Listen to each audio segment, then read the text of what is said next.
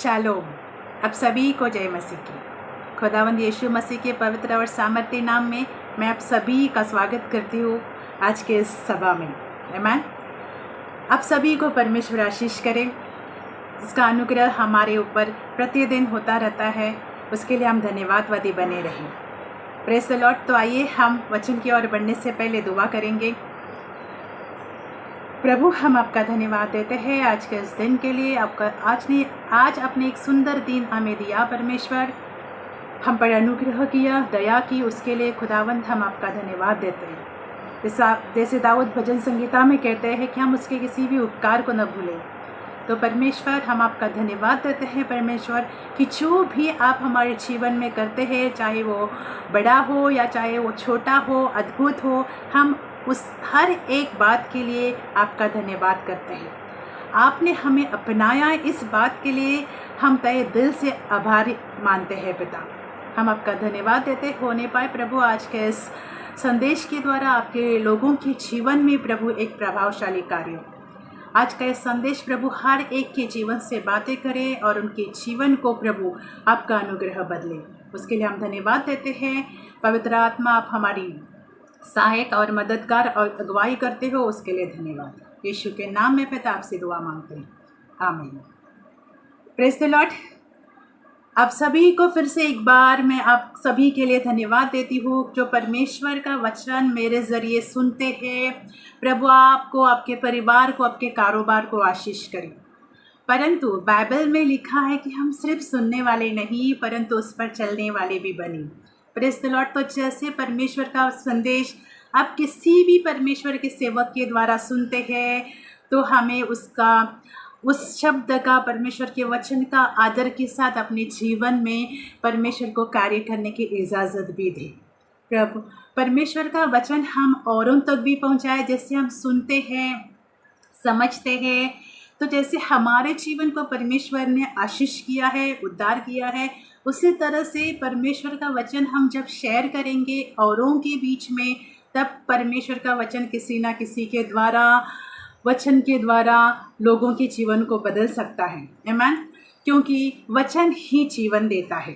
तो हम उस वचन को शेयर करने वाले भी और लोगों तक पहुंचाने वाले भी बने। और एक बात, अगर अभी तक किसी ने मेरे YouTube चैनल को लाइक सब्सक्राइब नहीं किया है तो आप मेरे YouTube चैनल को लाइक सब्सक्राइब ज़रूर करें। ये इसलिए कि परमेश्वर का वचन जब भी पोस्ट होता है आपके पास पहुंचाया जाए। इसके बदले भी परमेश्वर आप सभी को आशीष ज़रूर करेंगे। आमीन। तो आइए आज हम आज के वचन की ओर बढ़ेंगे। आज मैं आप लोगों से बात करना चाहूँगी नामान कोढ़ी के बारे में, नामान का चरित्र। वचन की ओर बढ़ने से पहले मैं आप लोगों से कुछ बात करना चाहती हूँ कि आज हम जैसे नामान के चरित्र के ऊपर बात कर रहे हैं, तो इससे पहले हम जानेंगे कि हम सभी में कोई ना कोई चरित्र, स्वभाव ज़रूर रहता है। किसी में अच्छा रहता है, कोई अच्छा करने की कोशिश करता है, किसी में अच्छा बुरा भी रहता है। परंतु परमेश्वर का वचन हर एक को, स्वभाव को, हर एक के चरित्र को बदल सकता है। अगर हम परमेश्वर के वचन को परमेश्वर से प्रार्थना करके उसे बदलने की इजाज़त देते हैं, तो परमेश्वर हम सभी के जीवन को परिवर्तित भी कर सकते हैं और बदल भी सकते हैं। बाइबल में पौलुस कहते हैं कि हम उसके स्वभाव में अंश अंश करके बदलते जाएं। Praise the Lord. इसका मतलब हम दिन दिन करके परमेश्वर के स्वभाव में बदलते जाएं। कोई भी परिपक्व नहीं होता है, परंतु जब हम परमेश्वर को इजाज़त देते हैं, उससे प्रार्थना करते हैं, उससे दुआ करते हैं, जब हम उससे मांगते हैं तो हमें हमारे अंदर, हमारे जीवन में बदलाव कर, तब परमेश्वर हमारे जीवन को ज़रूर बदलते हैं। हमारे पुराने स्वभाव से लेकर हमें एक नया स्वभाव वो दे देते हैं। परंतु इसके लिए हमें परमेश्वर के सम्मुख आने की, उससे दुआ करने की बहुत ज़रूरत है। तो जैसे आज हम नामान कोढ़ी के बारे में देखेंगे कि किस तरह से परमेश्वर ने उनको बदला एलिशा के थ्रू। आमीन। तो आइए आज हम वचन की ओर बढ़ेंगे। 2 राजा की किताब 5:1 मैं आपके लिए पढ़ना चाहूँगी। अराम का राजा नामान नामक अराम के राजा का नामान नामक सेनापति अपने स्वामी की दृष्टि में बड़ा और प्रतिष्ठित पुरुष था, क्योंकि यहोवा ने उसके द्वारा अरामियों को विजयी किया था। Praise the Lord. परमेश्वर का धन्यवाद हो कि यहाँ जो लिखा है कि अराम के राजा का नामान नामक सेवक बड़ा प्रतिष्ठित। यहाँ पर 2-3 बातें हम देखेंगे कि वो बड़ा है, उस मतलब नाम में बड़ा, क्योंकि उसने राजा विजयी दिए थे, राज्य को जीते थे, तो वो बड़ा। जब पुराने लोग किसी ना किसी राज्य को बहुत सारी लड़ाइयों के जीतते थे, राज्य को जीतते थे, तो वो उनको एक नाम, उनकी प्रतिष्ठा बढ़ जाती थी। Praise the Lord. तो उसी तरह से इससे भी नामान के लिए भी लिखा है कि वो बड़ा, वो प्रतिष्ठित, वो शूरवीर और वो सेनापति भी था। परमेश्वर का धन्यवाद हो कि परमेश्वर जिनको बढ़ाता है, उनको आशीष करता है, अनुग्रह करता है, परंतु इसके बावजूद भी हमें हमारे अंदर परमेश्वर का और हमारे अंदर एक अच्छा स्वभाव होना भी ज़रूरी है। आमीन। तो यहाँ पर हम देखेंगे कि नामान के लिए कहा गया है कि ये सब तो था, वो शूरवीर था, वो सेनापति था, वो बड़ा प्रतिष्ठित था, परंतु वो कोढ़ी था। हम जानते हैं कि कोढ़ की बीमारी जब पुराने नियम में हम देखेंगे कि जो ऐसी बीमारियां हैं जो जिनके बारे में, जैसे कैंसर की हो, कोढ़ की हो, अन्य ऐसी बीमारियों के बारे में बहुत ही घृणित समझा जाता था। जब ऐसी बीमारियां होती थी तो उन लोगों को घर से बाहर भी रखा जाता था, उनको अशुद्ध कहा जाता था।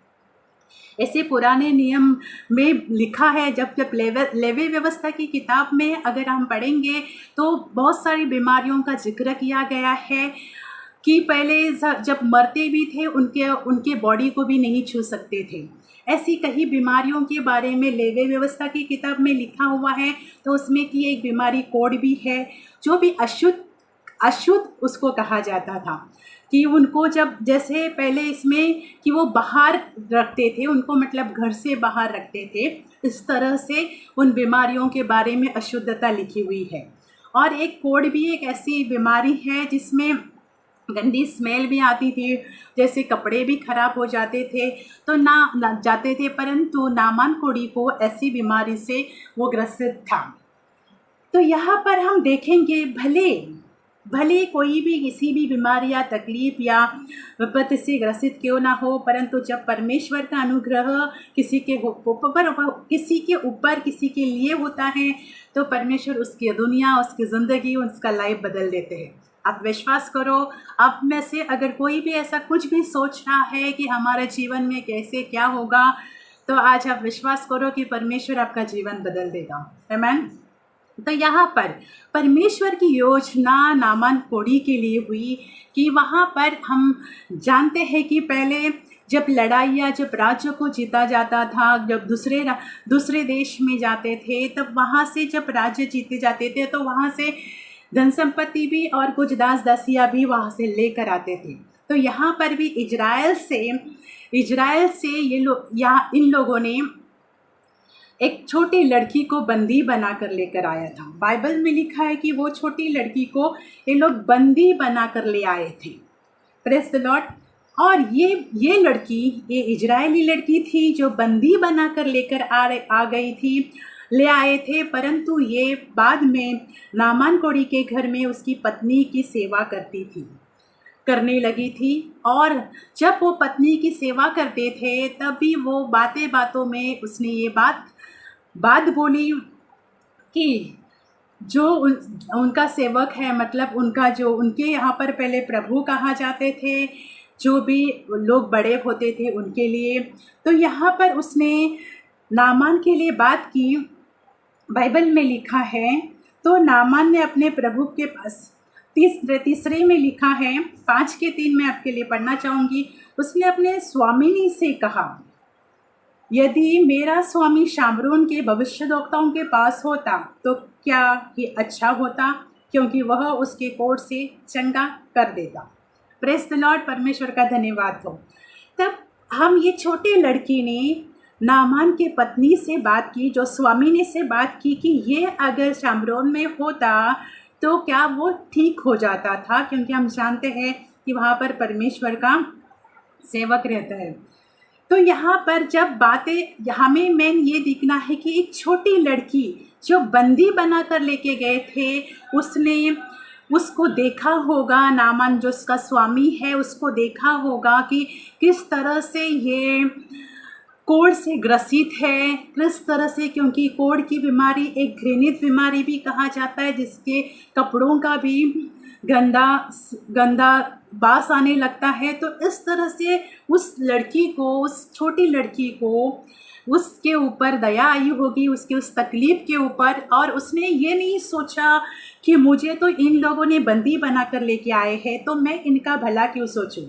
भाई और बहनों, जब परमेश्वर के लोग हैं, जो परमेश्वर जिनको वो मन देता है कि किस तरह, तो वो लोग दयावान हो जाते हैं।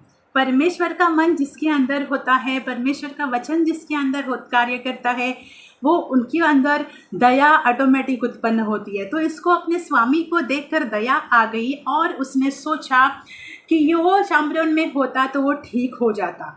ये बात जब नामान ने सुनी, तब जाकर उसने अपने सेनापति से, अपने राजा से बात करी कि यहाँ पर इस तरह से एक भविष्यद्वक्ता है जो चंगा करता है। Praise the Lord.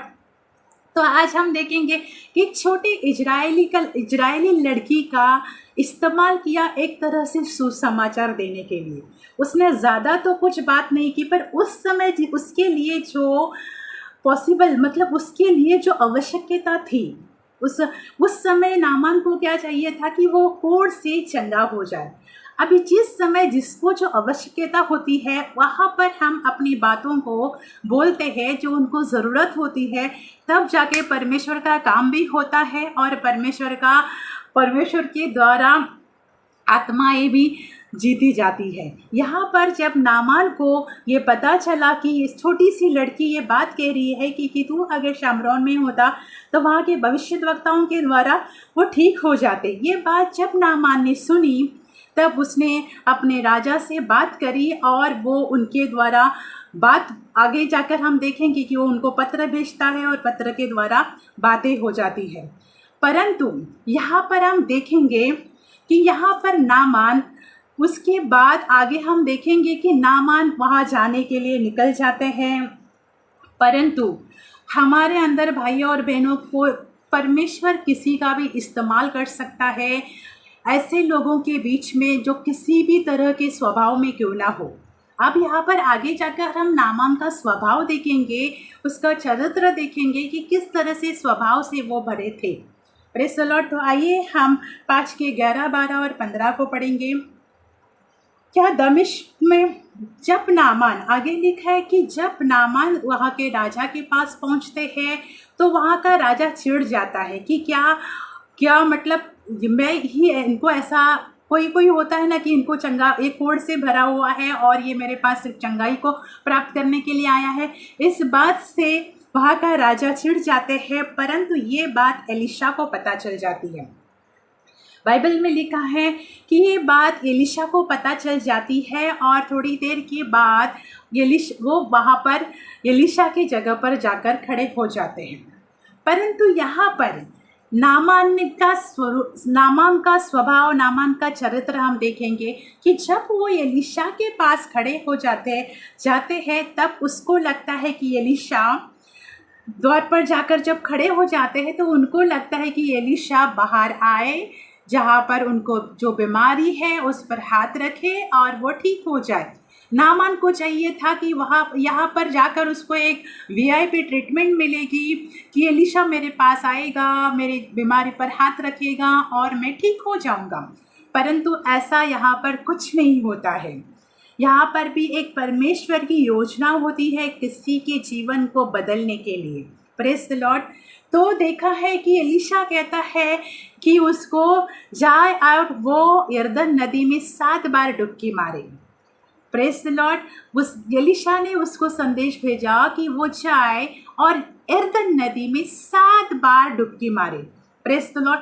इस बात से नामान को क्रोध आ गया, क्योंकि नामान का एक्सपेक्टेशन क्या था कि एलिशा उसके पास आए और उसके साथ एक वीआईपी ट्रीटमेंट करे, उसको हाथ उसके ऊपर आए, उसके सामने खड़ा रहे, उसके ऊपर हाथ रखे और उसका कोढ़ ठीक हो जाए। परंतु भाई और बहनों, ऐसा कुछ नहीं हुआ। परमेश्वर के सेवक एलिशा ने उसके संदेश दिया कि जाकर यरदन नदी में 7 बार डुबकी मार। अब यहाँ पर हम देखेंगे कि नामान को 7 बार डुबकी मारने के लिए क्यों कही होगी। ये नामान के स्वभाव, उनका नामान का जो चरित्र, उसका जो स्वभाव था, उसके नेचर के लिए भी हो सकता है। क्योंकि जब एलिशा ने ऐसी बातें कही तो नामान भड़क गया, क्रोधित हो गया, उसको गुस्सा आ गया। क्यों गुस्सा आ गया? क्योंकि वो हम पहले ही देखे कि वो शूरवीर था, वो सेनापति था, वो प्रतिष्ठित था, पैसा था, नाम था, ये सब कुछ बातें थी उसके अंदर। तो उसको लगा था कि इस तरह से अब वो इतना प्रतिष्ठित है तो उसकी अच्छी ट्रीटमेंट होनी चाहिए। परंतु भाइयों और बहनों, यहाँ मैं आप सभी से, हम सभी को सीखना है कि परमेश्वर बड़ा और छोटा ऐसा कुछ नहीं देखता है। परमेश्वर के नज़र में हर एक समान है। ये तो मनुष्य है कि ऐसे भेदभाव करते हैं, कोई बड़ा कोई छोटा, परंतु परमेश्वर हमारा सभी से एक समान प्रेम करते हैं और हम सभी को वो चाहते, सबसे वो सभी को लिए उसका अनुग्रह उपलब्ध रहता है। आमीन। तो यहाँ पर हम देखेंगे कि जब एलिशा को क्रोध आ गया तब उसने कहा 15 में, तब वो वापस जाने के लिए निकला, क्योंकि उसको गुस्सा आ गया था। तब वो वापस जाने के लिए निकला और निकलते हुए सेकंड बात यहाँ पर हो जाती है। 15 में हम देखेंगे, तब उसके सेवक पास आकर कहने लगे, हे हमारे पिता, यदि भविष्यद्वक्ता तुमसे कोई भारी काम करने को आज्ञा देते तो क्या तू उसे न करता? फिर जब वह कहता कि तू स्नान करके शुद्ध हो जा, तो कितना अधिक उससे अच्छा मानना चाहिए। तब यहाँ पर वो क्रोध के मारे, गुस्से के मारे वापस जाने को निकले। तब सेवक ने कहा कि कोई बड़ा काम तो नहीं कहा है, भविष्यद्वक्ता ने तुमसे एक सिंपल काम कहा है कि जाओ यरदन नदी में 7 बार डुबकी मारो, इससे बढ़कर तो कोई काम नहीं कहा है। तो ये कितना अच्छे से हमें मानना चाहिए, परंतु तू गुस्से से जा रहा है। इस तरह की बातें जब सेवक ने कही तो फिर से उन बातों का रियलाइज उसको हुआ होगा कि ये बात तो बराबर है कि यरदन में जाकर सिर्फ 7 डुबकी तो मारने को बोला है, कोई बड़ा काम तो करने नहीं बोला है। तब जाकर नामान यरदन नदी में जाकर 7 बार डुबकी मारते हैं। Praise the Lord. अब यहाँ पर हम देखेंगे कि चाहे तो परमेश्वर के दास, परमेश्वर के सेवक एलिशा ने उनको 7 बार डुबकी मारने के लिए क्यों कहा? एक डुबकी में भी जब यरदन में डुबकी ही मारना था, यरदन में स्नान ही करना था, तो एक ही बार के डुबकी में भी रामायण ठीक हो सकते थे, परंतु यहाँ पर 7 बार का दर्ज किया था। एक परिपूर्ण संख्या के बारे में दर्शाया गया है। तो इसमें हम देख सकते हैं, ये यहाँ पर बाइबल में दर्ज नहीं है, परंतु हम समझ सकते हैं कि यहाँ पर नामान कोढ़ी का स्वभाव परमेश्वर ने दफनाते गया था उस पानी के द्वारा। जैसे हम बैप्टिज्म भी लेते हैं तब कहीं ना कहीं हम एक नए जन्म में जी उठते हैं, उसी तरह से नामान कोढ़ी का जब यरदन में एलिशा ने कहा कि 7 बार डुबकी मार, और 7वीं डुबकी में वो नामान कोढ़ी का कोढ़ एकदम शुद्ध हो जाता है, पूरी तरह से उसका शरीर जो है वो नॉर्मल, एकदम छोटे बच्चे की तरह उसकी स्किन अच्छी हो जाती है। परंतु साथ हम देखेंगे कि एक परिपूर्ण वर्ड होता है। तो इस बीच में जब 6 डुबकियाँ उसने मारी होगी और एक के पीछे एक नहीं हुआ होगा, तब उसने सोचा होगा कि पहली बार, दूसरी बार, तीसरी बार, चौथी बार और 7वीं बार वो ठीक हो जाता है। परंतु यहाँ पर एक एक डुबकी में परमेश्वर उसके स्वभाव को दफना रहा था।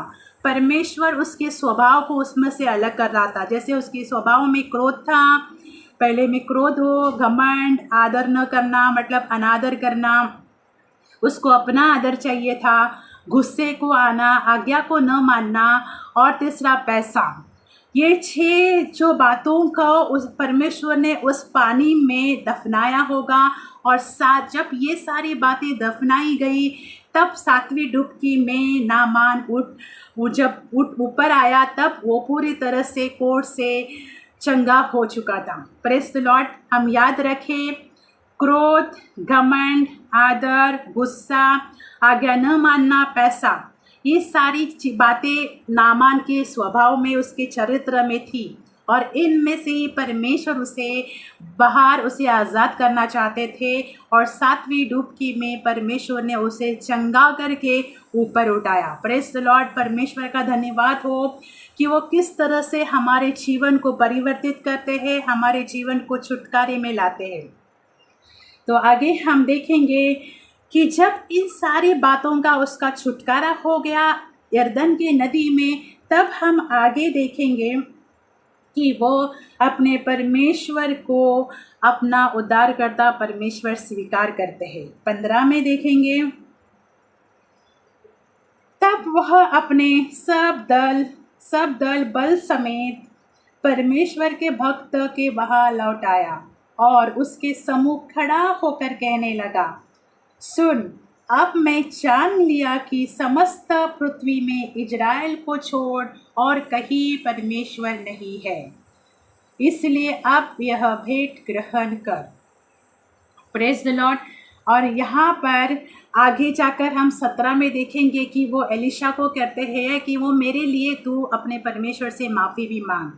परमेश्वर का धन्यवाद हो, वो नामान कोढ़ी जो खुद चाहता था कि एलिशा उसके पास आकर खड़ा रहकर उसके ऊपर हाथ रखकर उसके लिए प्रार्थना करे और ठीक हो जाए, आगे जाकर वो स्वयं आकर एलिशा के सामने खड़ा हो जाता है और स्वीकार करता है कि समस्त इज़राइल में ऐसा कोई परमेश्वर नहीं है, सिर्फ वही परमेश्वर, एक में वही परमेश्वर है जो इज़राइल का परमेश्वर है। आमीन।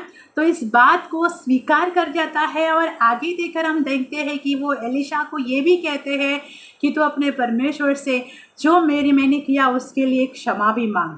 ये कहते हैं परमेश्वर के द्वारा एक जीवन को परिवर्तित करना, एक ऐसे इंसान के पास, एक ऐसे मनुष्य के पास जो कोढ़ से ग्रसित था, एक छोटी इजरायली लड़की का बंदी बनाकर जाना, उसके बाद स्वामी से बातें करना, उस बातों को नामान का सुनना, अपने राजा से वो बात कहना, फिर उसको इजराइल में आना और वहाँ पर एलिशा के द्वारा यरदन नदी में जाकर डुबकी मारना और उसका कोढ़ ठीक होना, ये और फिर उसे इजराइल के परमेश्वर को स्वीकार करना, उसके लिए माफ़ी को बोलना, ये कोई बाय चांस बात नहीं होती है। ये परमेश्वर की एक अद्भुत योजना होती है अपने लोगों के लिए। परमेश्वर जब किसी पर दया करते हैं तो पूरी तरह से सोच समझकर उसके जीवन को परिवर्तित करते हैं। Praise the Lord. तो नामान का चरित्र क्या था कि उसके चरित्र में सारे संसार की बातें छुपी हुई थी, संसार के घमंड से, क्रोध से, नफरत से, अज्ञान मानने से, पैसे से, इन सारे बातों से नामान का जीवन नामान जी रहा था। परंतु परमेश्वर चाहता था कि ये सारी बातें इसमें से ख़त्म हो जाए और वो नम्रता में आए, वो दीनता में आए। Praise the Lord. इसीलिए आगे जाकर वो स्वयं जो गुस्से से निकल गया था, वो स्वयं एलिशा के पास आते हैं, खड़े रहकर उस परमेश्वर की महिमा करते हैं और एलिशा को कहते हैं और एलिशा को वो ब्लेस भी करना चाहते हैं। ये बात अलग है कि एलिशा उसकी उस भेंट को ग्रहण नहीं करते हैं, क्योंकि उसका काम था एलिशा का, वो उन्होंने कर दिया था। Praise the Lord. तो परमेश्वर का धन्यवाद हो, किस तरह से हमारे चरित्र को बदल सकते हैं, किस तरह से हमारे स्वभाव में दीनता और नम्रता बढ़ सकते हैं। नामान कोढ़ी का एक घमंडी स्वभाव परमेश्वर ने उसे नम्रता में ले आया। इसलिए भाइयों और बहनों, परमेश्वर के सामर्थ्य कामों को हम याद रखें कि अगर वो नामान जैसे घमंडी इंसान को, क्रोधित इंसान को बदल सकते हैं, तो वो परमेश्वर किसी के भी हृदय को बदलने का सामर्थ्य उनमें है। बाइबल में लिखा है एज़ेकियल की किताब में कि वो तुम्हारे अंदर से पथरीला हृदय निकाल कर वो तुम्हें मांस का हृदय देगा। Praise the Lord. तो परमेश्वर जिसका भी जीवन ऐसा पथरीला होता है जैसे उनको किसी बात का फ़र्क नहीं पड़ता है, बस उन्हें अपने सिद्ध करना होता है। उनको उनके अंदर किसी के लिए ना माफ़ी ना दया होती है। परंतु पर भाइयों और बहनों, परमेश्वर ऐसे लोगों को बदलने की सामर्थ्य रखता है। Praise the Lord. तो आज हमें परमेश्वर के वचन की महिमा करनी है कि परमेश्वर सबसे सामर्थी और महान पराक्रमी परमेश्वर है। जब वो नामान कोड़े को बदल सकते हैं तो वो हर इंसान को बदलने की सामर्थ्य रखते हैं। Praise the Lord. तो आइए हम दुआ करेंगे और परमेश्वर का धन्यवाद करेंगे। मैं फिर से कहना चाहूँगी, हम परमेश्वर के इस शब्द को, इस वचन को औरों के पास ज़रूर पहुँचाएं ताकि हम अपने जीवन में एक नया बदलाव आए। हमारे अंदर भी वो नम्रता, वो प्यार, वो दया, एक दूसरे के लिए वो ऐसा हृदय हम सभी मसीह भाई बहनों का होना चाहिए। जैसे वो इजराइल की लड़की इजराइल से बंदी बनाकर लेकर आए थे, वो अपने स्वामी और स्वामिनी के लिए इतना अच्छा सोची, क्योंकि वो मन लोगों के अंदर होना चाहिए। एक तरह का सुसमाचार उसने दे दिया बातों बातों में। ऐसा ही हम एक दूसरे के लिए दयावान बने। कोई भी किसी तरह के भी स्वभाव में क्यों ना जी रहा हो, उस छोटी बच्ची के अंदर वो ये हृदय कहाँ से आया? एक छोटी बच्ची जो बंदी मतलब एक तरह का गुलाम बनाकर ले आए थे घर का काम करने के लिए, उसने अपने स्वामी के लिए, अपने स्वामी के लिए दया रखी। तो भाइयों और बहनों, हम तो परमेश्वर में जो है हमें कितना दया रखना है। Praise the Lord. एक छोटी बच्ची के मन में परमेश्वर ये कार्य कर सकता है, तो आप और हमारे जीवन में क्या कुछ नहीं कर सकते। अगर हम ऐसा दिल रखते हैं, एक दयावान मन रखते हैं, कोई कैसा भी हो, हमारा मन उनके लिए अच्छा हो, हम अच्छा करते रहे, परमेश्वर अपना प्रतिफल और अपना कार्य ज़रूर करेंगे। प्रभु आप सबको आशीष करें। आइए हम दुआ करते हैं। प्रभु, हम आपका धन्यवाद देते हैं आज के इस दिन के लिए पिता, आज के इस संदेश के लिए पिता, कि आप सामर्थ्य खुदा हो परमेश्वर। आपके पास जीवन का मार्ग है, आपके पास जीवन है परमेश्वर। बाइबल में लिखा है कि जो यीशु का नाम लेगा वो उद्धार पाएगा। खुदा, हम तेरा धन्यवाद देते हैं परमेश्वर कि आप हर एक को बचाने की सामर्थ्य रखते हैं, आप हर एक को छुटकारा करने की सामर्थ्य रखते हैं। हम आपके नाम को और आपके महान और सामर्थ्य कामों के लिए आपका धन्यवाद करते हैं। प्रभु, आज इस संदेश को सुनने वाले हर एक भाई बहन, उनके घर परिवार के लोगों को आप स्पर्श करें, सभी के जीवन में प्रभु, जहाँ जहाँ जीवन में हमें जिस परिवर्तन की आवश्यकता है परमेश्वर, उनके जीवन को आप परिवर्तित करें, मन को आप परिवर्तित करें। पिता, हम आपका धन्यवाद देते हैं। साथ ही साथ हम प्रार्थना करते हैं प्रभु कि अगर किसी को भी किसी भी तरह की तकलीफ़ से या दर्द से या दुख से या विपत्ति से जा रहा हो प्रभु, तो आप उन्हें चंगा करें परमेश्वर। आपके नाम में वो लोग चंगे हो जाए परमेश्वर। सुनने वाले भाई बहन के परमेश्वर जिसे आत्मिक चंगाई चाहिए प्रभु, आप उन्हें आत्मिक चंगाई दे। जिन्हें शारीरिक चंगाई चाहिए प्रभु, आप उन्हें शारीरिक चंगाई दे परमेश्वर। खुदा, जिनको मन की शांति चाहिए, हम उनके ऊपर मन में शांति को बोलते हैं यीशु नाज़रत के नाम से। अगर कोई अपने जीवन के डर में जा रहा हो प्रभु, तो उसके जीवन के डर से प्रभु, भविष्य के डर से आप छुटकारा दे और उनके मन को आप शांति दे पिता। हम आपका धन्यवाद देते हैं। होने पाए प्रभु आपके नाम की महिमा परमेश्वर हर एक सुनने वाले भाई बहन के जीवन में, उनके परिवार में, उसके लिए हम धन्यवाद देते हैं। साथ ही साथ हम ये भी दुआ मांगते हैं प्रभु, जो लोग कारोबार करते हैं, बिजनेस करते हैं, जो जॉब करते हैं, नौकरियां करते हैं, उनको भी आप ब्लेस करें, उनको भी आप आशीष करें, उनको भी आप उन्नति दें पिता परमेश्वर। उसके लिए भी हम धन्यवाद देते हैं। फाइनेंशियल ब्लेसिंग को भी हम बोलते हैं आज के इस दिन में प्रभु यीशु, कि आप लोगों को फाइनेंशियल भी ब्लेस करें यीशु मसीहा के नाम से। शारीरिक चंगाई मिले यीशु मसीहा के नाम से। खुदा, अगर किसी के भी घर में, परिवार में अशांत माहौल है परमेश्वर प्रभु, तो उस माहौल को आप शांत करें परमेश्वर। जैसे आप तूफानों को भी शांत करने वाली सामर्थ्य है परमेश्वर, तो आप घर के माहौल को, परिवार में प्रभु एकता को, प्रेम को परमेश्वर आप बढ़ाए परमेश्वर, आप दे पिता। हम धन्यवाद देते हैं। धन्यवाद के साथ प्रभु सारी प्रार्थना पिता आपसे हमारे उद्धारकर्ता प्रभु यीशु नाजरत के नाम में मांगते हैं। आपने हमारे दुआओं को सुना प्रभु, ये आपने उसके लिए धन्यवाद। और आपने ये अवसर मुझे दिया प्रभु कि आपका शब्द मैं लोगों तक पहुंचाऊं, उसके लिए आपका कोटि कोटि धन्यवाद। इसी तरह से प्रभु आपका शब्द परमेश्वर मेरे द्वारा बहुत सारे लोगों के पास जाए प्रभु। आज मैं ये दुआ मांगती हूँ पिता परमेश्वर, ताकि मेरी नहीं परंतु आपके शब्द की महिमा हो, आपके वचन की महिमा हो। आप बड़े परमेश्वर, उसके लिए हम धन्यवाद के साथ सारा आदर महिमा गौरव स्तुति और तारीफ आपके महान और सामर्थ्य नाम को देते हुए पिता ये प्रार्थना आपसे यीशु मसीहा के नाम में मांगते हैं। आशीष और अनुग्रह करें यीशु के नाम में, आमीन। प्रभु आप सभी को आशीष करे, सब खुश रहे, आनंदित रहे, स्वस्थ और भले चंगे रहे। आमीन।